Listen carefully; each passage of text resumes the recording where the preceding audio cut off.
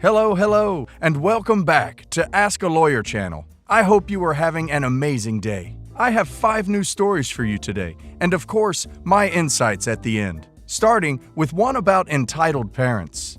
Enjoy, and don't forget to like and subscribe. My wife and I are kind of stereotypical dinks. We both have pretty good middle-class jobs. We travel a lot and are fortunate enough to have quite a bit of financial security. My older sister and her husband are a lot less financially stable, and as you can guess from the title, they are having infertility issues. To make this more complicated, a few years ago, my younger sister, 31 female, was hit by a car while riding her bicycle. At the time, she was a broke graduate student, and while she had health insurance, it was a high-deductible plan that left her owing several $1,000s. I ended up paying most of her bills from that accident, and I was happy to do it. In my opinion, families should be there for each other in emergencies. Fast forward to today, and apparently my older sister has been told that she won't be able to have biological kids without tens of thousands of dollars in fertility treatment that she and her husband can't afford. This has led to hints to family members and a GoFundMe site. I initially tried to dodge the topic, but eventually my parents said that they think I should help her out. This is not something I want to do, and this has led to passive-aggressive talk about me being unfair, forcing one of my siblings over the other, etc., etc. For various reasons, I find this completely unfair. My younger sister was hit by a car. She had no choice in that matter. The accident left her with a broken leg that had to be repaired urgently. It was not an elective procedure.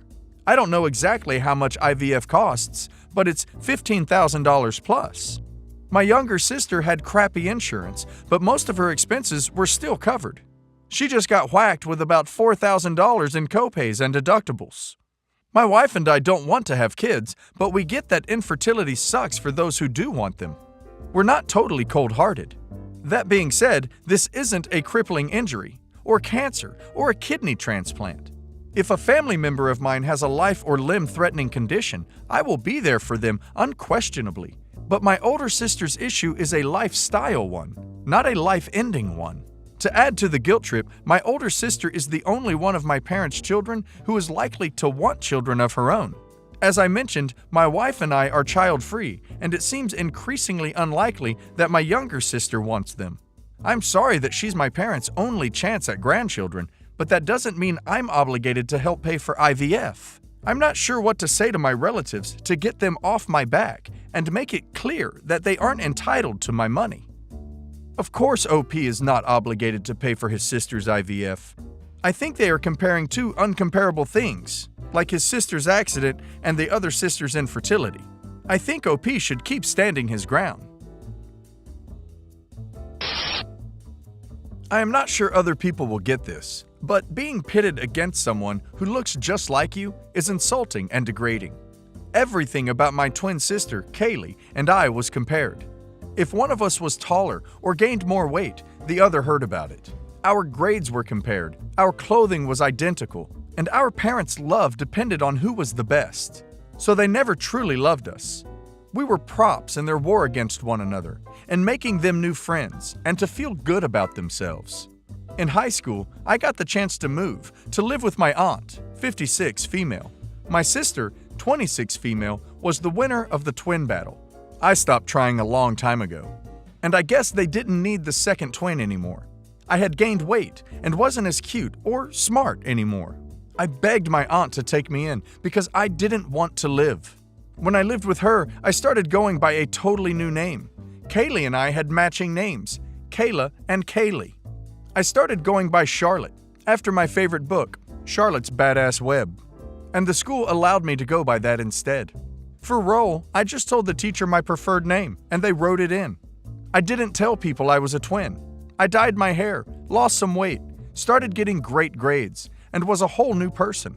I owe my aunt more than I could ever repay her. I stopped going home for the holidays. No one missed me. And when I turned 18, I legally changed my name. I changed it to Charlotte, new last name. I went to college. I got a boyfriend. I got married. I had kids. I didn't talk to my parents. I didn't talk to my sister.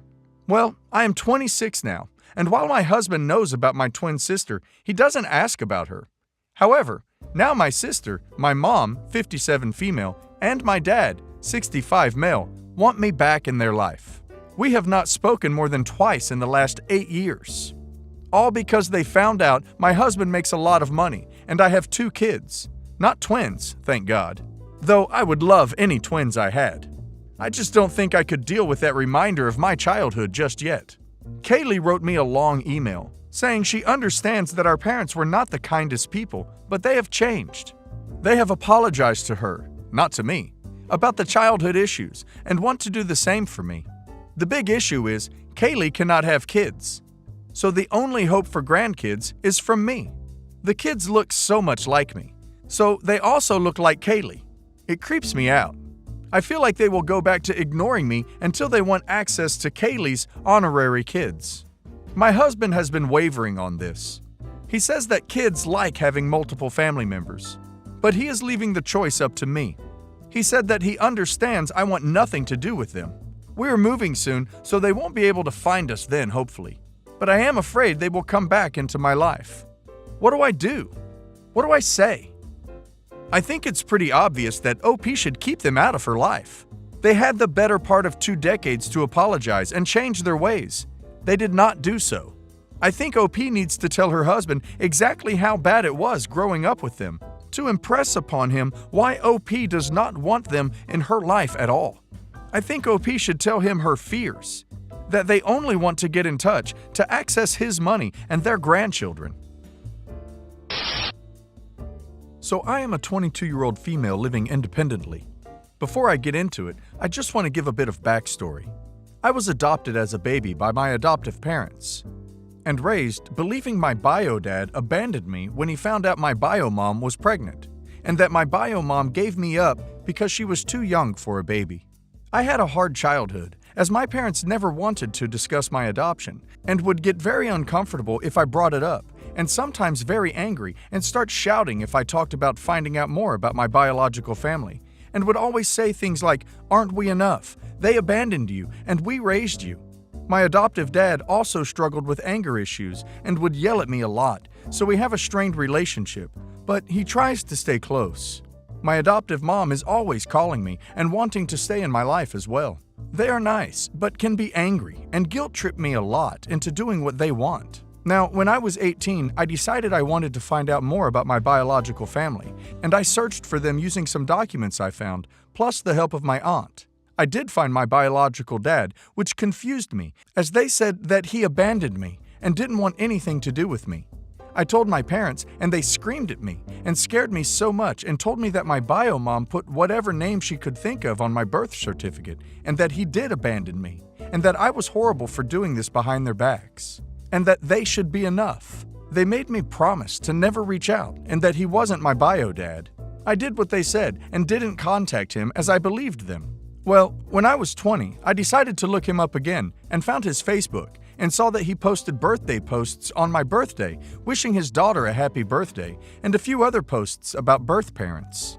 This felt like enough information, plus his pictures, that it was him, and I reached out. He was overjoyed and very excited and emotional to talk. After texting back and forth, with him skirting questions about the adoption, we decided to meet in person as he didn't live that far away.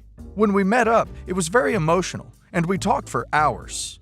He eventually told me that he wasn't told he had a child and that he found out that he did after the adoption.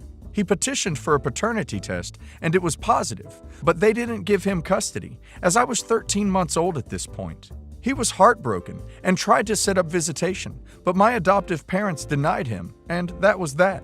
I felt so betrayed and disgusted with my adoptive parents and feel like they kept me from my bio dad. I don't know how to move past this. I also found out who my bio mom is, but she passed away a few years ago due to S. My bio dad said that she was forced into the adoption by her parents and that she would have loved to meet me. I've been so upset and heartbroken ever since finding all this out. I decided to confront my parents with this information, and they at first denied it and told me he just wanted money. He never asked, and all he wants is a relationship. But eventually my mom broke and said that they raised me first and that they wanted a baby for so long after dealing with infertility and that they didn't want to lose me. They also aren't supportive of the relationship with my bio dad. I am unsure now how to move forward.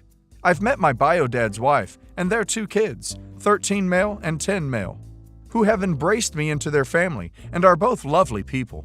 My adoptive parents are constantly calling and leaving either rude messages or guilting me and making me feel bad for doing this. I don't know what to do. I can't get over all these feelings of being taken and kidnapped and denied a relationship with my bio dad. My extended adoptive family have reached out to me to call me names and tell me what a horrible person I am as well. I think OP's adoptive parents are really crappy people for trying to deny OP a relationship with her dad. He clearly wanted OP to be in his life, and they thwarted that.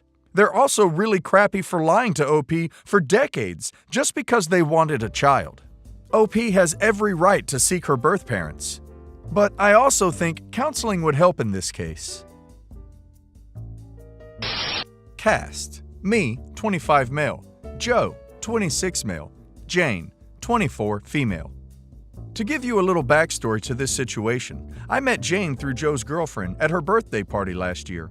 At first, Jane was fun to talk to, but not even an hour later, Jane was really into me and tried really boldly to hit on me during the party, which pretty much ruined my time there, as the feeling was not mutual in the slightest bit. Also, at the time, I was already with someone. So the first impression I got from Jane was that she was clingy, annoying, and just wouldn't stop bothering me. Unfortunately for me, she became part of my larger friend group because she is a part of Joe's girlfriend's friend group. That is a mouthful, sheesh. And because me and Joe hang out a lot, and I am also friends with his girlfriend, I pretty much run into her at minimum twice a month. So first time Jane asked me out was a month after that party. I informed her I was with someone and not interested. She tried again 2 months later when I broke up with my then girlfriend. Again, I declined her advances and told her that I was not interested. I got into a new relationship not long after, but unfortunately, she and I broke up about 2 months ago. Since then, as you might have anticipated, Jane has asked me out again. I said no, again. Well, that brings us to this week. Everything has been opening up here, and Joe had been trying to fix me up with a friend of his girlfriend and would not tell me who. He is well aware of me having rejected Jane multiple times and the fact I am not interested in her. He knows this in detail. After a lot of what he calls convincing, and I call whining, I had no interest in dating anytime soon. I relented and decided to agree to this double date idea of his. We agreed on meeting at Joe's apartment, and lo and behold, Joe, his girlfriend, and Jane are occupying the dinner table, obviously intending for my date to be Jane.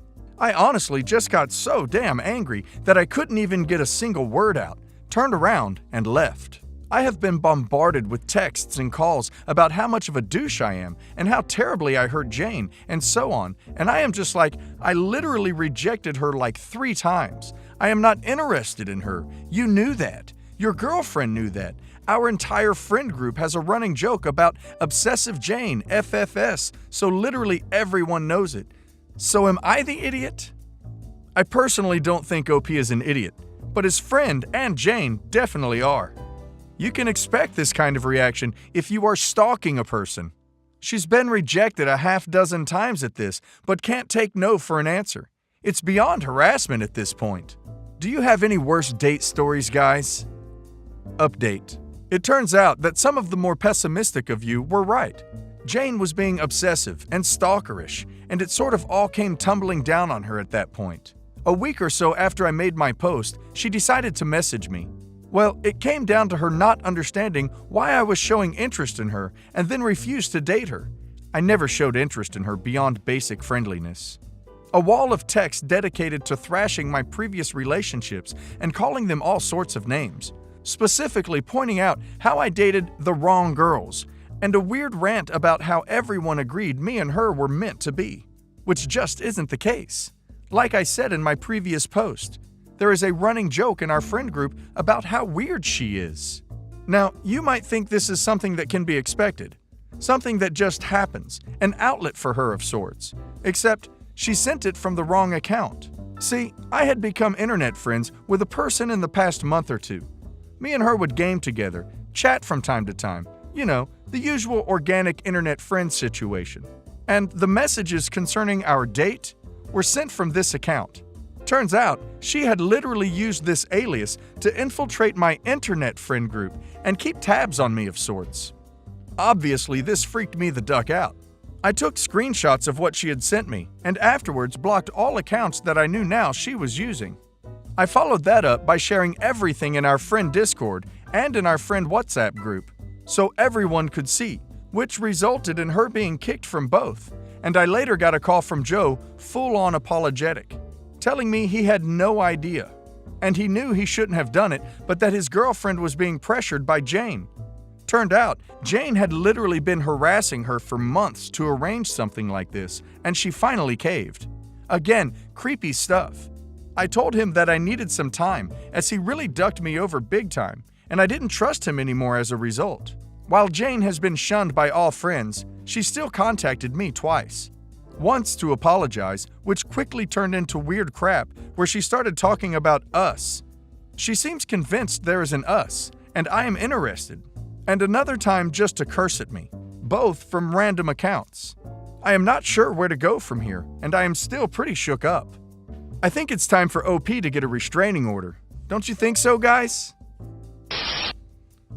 I matched with this girl on Tinder. She was significantly bigger than girls I normally date, but we have literally everything in common, so I figured I'd give it a shot. So after talking for a few days, we decided to meet up at this nerd bar last night. I get there and pick a table. After waiting a few minutes, this beautiful woman comes over and starts trying to flirt with me. That's very strange, so I assume she must be after something. Free drinks, D, my kidneys, I don't know. So I explained to her that I'm actually waiting for someone and I don't want to give a bad first impression by chatting up some other woman when she walks in. That's when she springs it on me that she's actually the one I'm waiting for. She told me how she's lost about 130 pounds over the past couple years, and she wants to make sure guys are actually interested in her and not just her body. And she was also testing me to see if I would ditch the fat girl if someone hotter showed up. So here's the thing. I don't know how I feel about being tested. I don't want to live my life questioning every decision I make like she might jump out from around the corner at any minute. But she's also really attractive and very cool otherwise. I'm not sure how I should proceed. Update. We had plans to go see Endgame yesterday. I get there to pick her up around noon. She answers the door looking like she rolled out of bed 15 seconds earlier. No makeup, hair not brushed, baggy sweatpants with a hole in the knee, loose t-shirt that appears to have a mustard stain on it. Immediately, my first thought is, great, looks like we're not making it in time for the 1:15. But then she slips on a pair of crusty flip-flops and says, "You ready? Let's go." I was greatly annoyed by this, but I was really hyped for this movie, so whatever. So we go see the movie and both really enjoyed it. Afterwards, I mentioned that I'm hungry.